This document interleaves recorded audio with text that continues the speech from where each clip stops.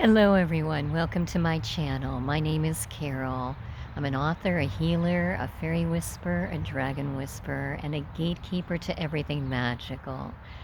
And I'm just so happy to be here with you today. I was asked to come on today and speak about something that we really haven't touched upon on this channel yet. It's about fairies and their healing abilities. And indeed, dragons are in this group too. They are powerful healers. I think we will work with the fairies exclusively today. And they do want me to take a moment before I get started. We are very cold. We're in the single digits here. This is prior to the storm coming through the States, which has been happening for a couple days now. They want me to mention that I am offering a new Dragon Whisperer course that's going to be starting on the 22nd of January. So 2022 and the 22nd, magical numbers. They want me to mention this is going to be broken up into 4 weeks. So instead of doing a 4-hour certification course, it's going to be 1 hour a week over a 4-week period. And so if you're interested in that, please check out carolweekland.com. It's on the home page, the very first thing, and you can find out more about that there. Now, this is so exciting. For so long, we've been talking about elementals on this channel, and I have never really, we've talked about fairies being divine healers, but we really haven't gone into that in depth. And they want me to touch upon it today simply because of everything that's going on in the world. And I don't necessarily mean the big thing that's going on in the world, but everyone that gets a sickness right now, it is assumed they have that big thing. And there are so many ways for us to heal. You know, you might be a healer yourself or might be going to a healer. But also there are elements around us in nature that can offer magical healing that people in the olden days used to know about. But now it's been essentially forgotten or pushed aside as, oh, that's just an old fairy tale or a wives' tale. So basically when I, teach a fairy whisperer course, I tell people that fairies have an abundance of magical gifts, and one of them is healing. All right, so take a moment and breathe that in. All fairies who are divine guardians from the divine come down and are here on this earth plane. We're talking about the earth fae right now, with the ability to heal. Now, as you know, this is such a magical thing, and people don't talk about it very often. I'm seeing an orb, so I'm not sure everyone's catching that right now, but we have assistance right now. Fairies, according to their categories of earth, air, water, and fire, have different types of healing they offer. And all of them, however, can literally come and bring healing to, for instance, an animal that they're a guardian for, a tree, a plant, the earth herself, which is so needed, as we know right now. For instance, think about the earthquakes, the volcanic eruptions, the tsunami. All of these things are basically opportunities for the Fae to actually come in and work together with the earth so she can heal. And it is the earth healing and going through her ascension process that is, prompting these occurrences.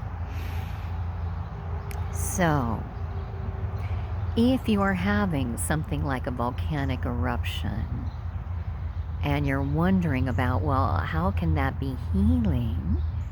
You must realize that you're working with the Fire Fairies, who are about transformation and resurrection, rebirth, the whole idea of the phoenix, dying, going down into the ashes and being reborn from those ashes. So what they come in and do is not only teach us about spiritual wisdom, but as healers, they can come in with full power to heal things that might be causing fire, inflammation within the body. They literally are also known for assisting with beings that have leukemia. Take that in. Cancer.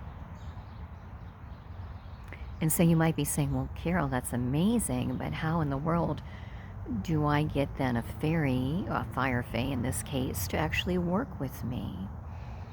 This would be you literally taking the time to connect with fire. So that can be through lighting a candle flame and communing with that flame, literally meditating with it, and setting the intention I would like to connect with the fairies of this particular candle flame. If you have a fire in the fireplace, you'll have a bunch of fairies, so you can connect with them. My intention is to connect with the fairy who would like to assist me in healing, and then be very specific. Now, what you will feel, because this is fire fae, is the warmth in your body. And if you are very specific in saying the area that needs the healing, then that area can be targeted by the fire fae instantly, and you would feel the warmth in that area as well. The assistance is coming in from them to also place your hand upon that area as you're working with the fire fae, so that your own energies are mingling with those of the fire fae to create that healing that we speak of. And this can be something done over, a period of time. It doesn't have to be one shot, instantaneous. This is something that you work on gradually. They want me to go into, I'm asking for sure. We're going to leave the air fairies for last, all right? And I think when you think about it, you'll know why. So, earth fairies, as we mentioned, they are so keen in healing the earth as she moves through ascension in a myriad of different ways. So when these cataclysmic sometimes occurrences are happening, the earth fae are also working with the earth to actually stabilize and transform into a higher version of herself. I apologize, there's some interference coming in, and I'm not sure I'm still recording, so I'm just going to wait a moment to see if that is the case. So I'm just going to pause. Good, I think we're still good. Now also the earth fae are very, very key when you think about healing the physical framework and landscape of your body. Okay? So visualize, as you look in a mirror, your overall landscape outline. The way your body has, peaks and valleys, and, it's certainly not a flat surface. This is what the fae of the earth work with you on, keeping this pure.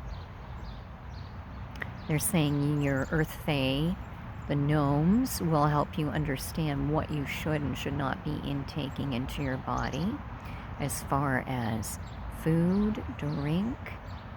And this is not as simple as saying give up alcohol or give up sweets. It is what is best for you. Okay, everyone is different. So you can literally attune to the earth fae to gain more of this precious insight. And that is best done by accepting a gift from them. So think about what kind of gifts the Earth Fae give, usually a rock. A crystal Fae would offer you a crystal.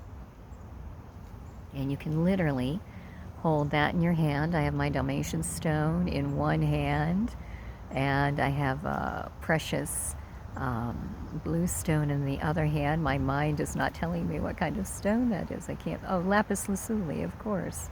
I couldn't think for a moment. So, if you hold that stone in your hand, literally feel into the energy of that stone.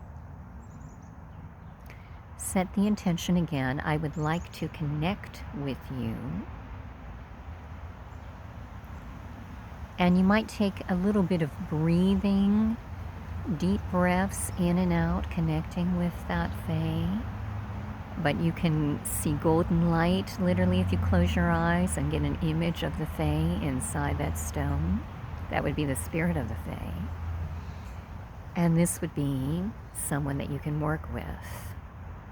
And all you have to do is ask, how do I, stabilize? How do I balance the landscape of my body?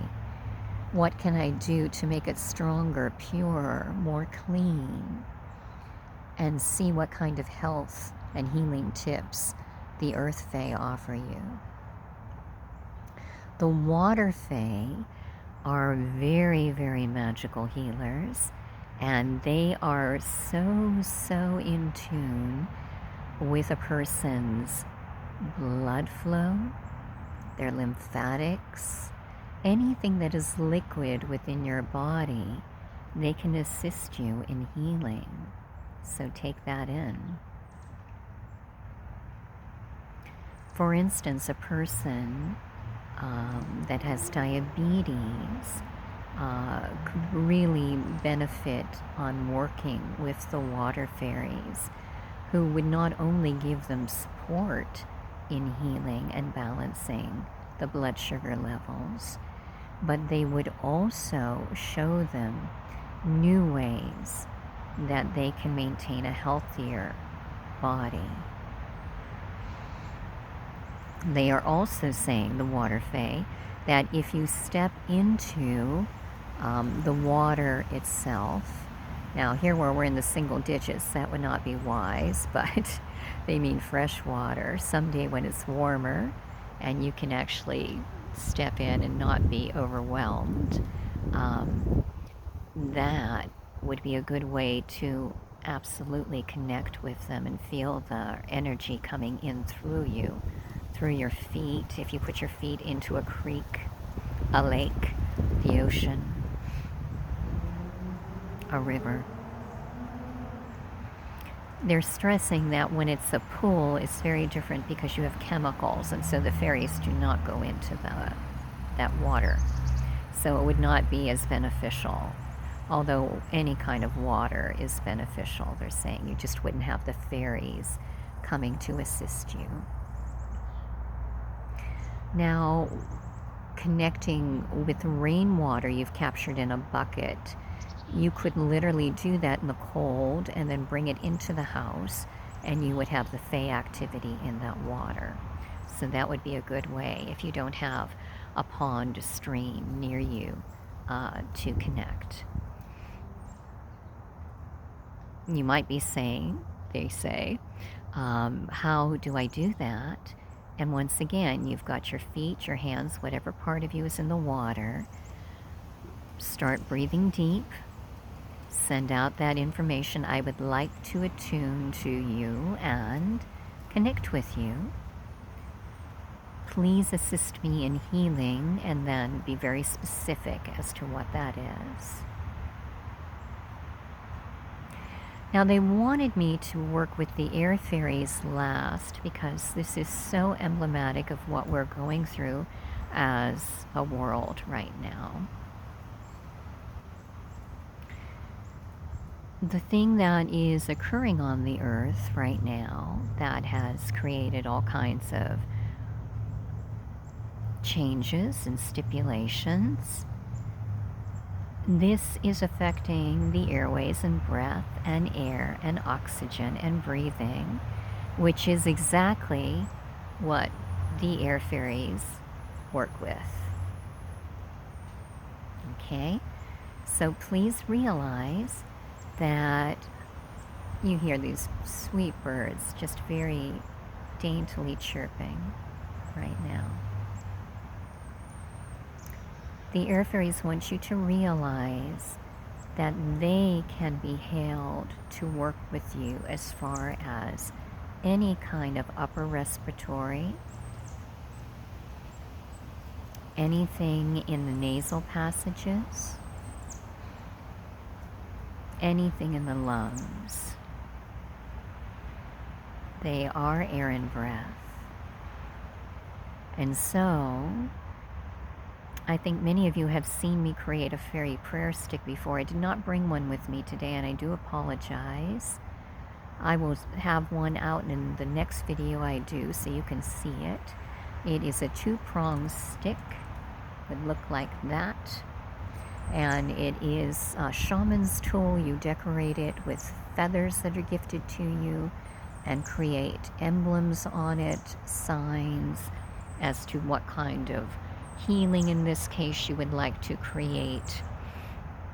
And then you actually stroke the feathers 3 times, blow on them 3 times, and turn around in a circle with them 3 times, activating it and calling on the monarch of the air fae, that is Peralta, and basically stating that you are grateful for this type of healing in your life. I apologize, the lighting is going. We just went under a cloud right now, so it's a very stark background. Otherwise, I would just kind of move the camera away from me. But anyway, you know what's happening. So, as you are working with those air fairies, either through using the prayer stick or through an individual feather, which once again you stroke, you blow on it 3 times, stroke it 3 times, and turn around with it 3 times. You are connecting with the fairy that gifted you with that feather. And these are feathers that come to us naturally. That's what I'm talking about. So you may be out walking in a park and you're irresistibly drawn to a feather. That's the kind of feather that I mean. So holding that in your hand and connecting into the being of light that gifted it to you. So now the air fairies would like me to actually do a healing, or show you what a healing would be like with a feather. So you might want to pause this video. Chickadee-dee-dee, keeping us in cheer. You might want to pause the video and pick up a feather that has been gifted to you.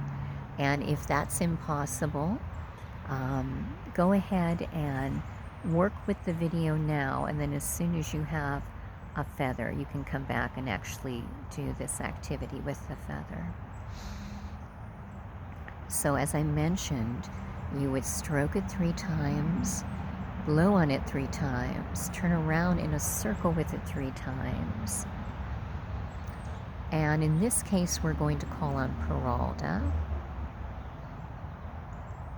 So I would say Peralta, Peralta, Peralta. Or if you are working with a specific fairy, you may, if you know the fairy's name that it can go by, you may speak it 3 times as well.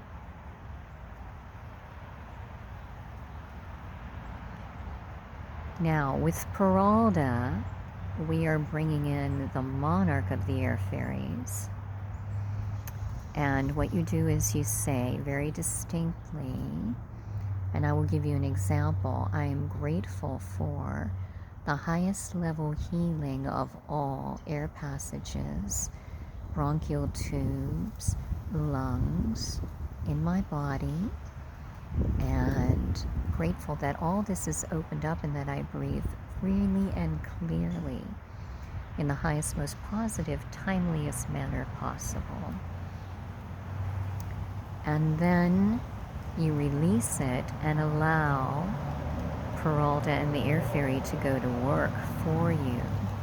Peralta will take that message up to the divine, and then you may also have his air fairies that work with him come in and start working with you. And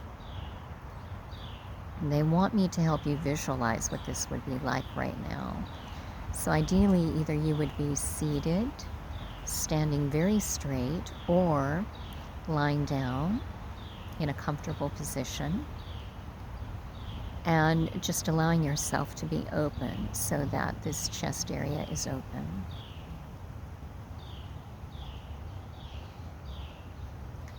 And then, as you invoke Peralta and the Air Fae, literally feel tingles start in this area. So right now, call out to them. Ask them to start working in your thymus gland area. This is the area right underneath your throat, your high heart area. And you may feel great warmth there. You may feel tingling spread across this. My intention is for the highest level healing of my high heart and thymus for the highest good of all. And just allow them to go to work for you. Feel that spreading across, the tingles spreading from side to side of your thymus. And then focus on the healing of the air passages into the bronchial tubes. I am grateful and thankful for the highest level healing of my bronchial tubes, of the air passageways, in the highest, most positive, timeliest manner possible. And feel that energy coming down through the bronchial tubes. To me, this is a very burrowing, tunneling kind of energy coming down. They are saying you may even feel yourself coughing at this stage. So just be open to it, allow it to occur. That would be bringing up anything that should not be in these areas.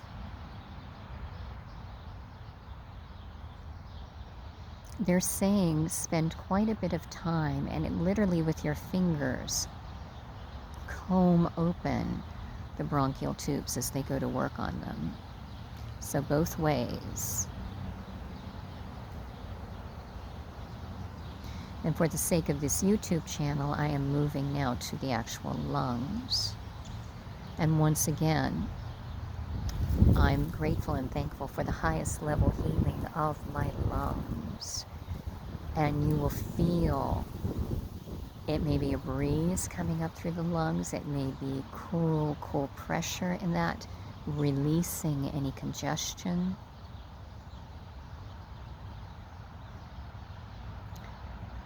And it might be literally, once again, that impetus to cough, cough, cough, coming up, up, up. And once again, this is a process that you would go through on a regular basis. It can be once every hour, every 2 hours, once a day, twice a day, 3 times a day, however you are guided. Bring these incredible healers in. They're saying they would work with the throat also, which is getting a makeover right now, into the nose and these areas as well. So I hope that gives you an idea on how to start healing. You also have the ability to heal with the crystals being placed upon your body. For instance, placing blue calcite on your thymus gland is a very healing crystal for this area of the high heart. placing rose quartz on the heart will help heal the heart chakra and that lung area right around it. Okay, so it's you with your hand over the crystal, excuse me, placed on that area, and allowing the energy of your hand from the divine. If you're a healer, it would be your healing energy going into your hand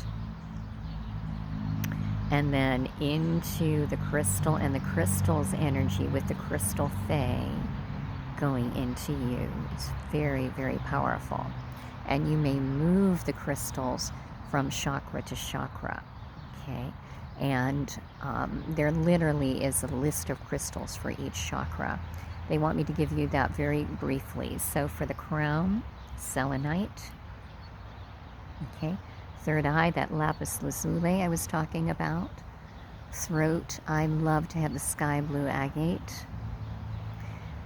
High heart is that blue calcite I mentioned. Heart would be the rose quartz. Solar plexus, the yellow citrine. When you're working with the navel chakra, it tends to be that bright orange. And so quite often you might use similar stones for that chakra and the sacral. And that would be carnelian as a possibility right there. And then black obsidian as a good possibility for the root. And so you have a host of crystals that are available for us on these different chakra points that offer phenomenal balancing and healing as well. Well, dear ones, I hope this was a good beginning for you to understand a little bit more about fairy healing. I'm sure I will be able to come back on with more in-depth and additional healing opportunities and advice. If you are interested, let me know in the comments and I will create more content in this manner. Wishing you all a magical day, magical full moon coming up, and I look forward to seeing you in the next video. I love you, I honor you, I bless you. Have a magical day.